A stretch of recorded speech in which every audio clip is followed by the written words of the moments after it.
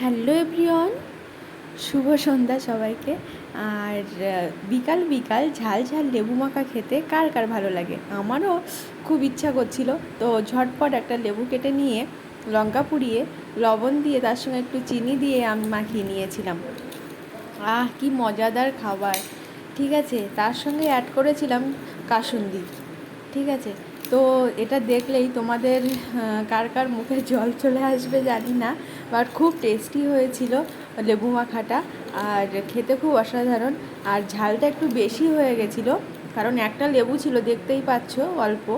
আর ঝালটা আমি দুটো দিয়ে ফেলেছি, তো ঝালটা বেশি হয়ে গেছিলো, কিন্তু সন্ধ্যায় বেশ ভালোই লাগছে।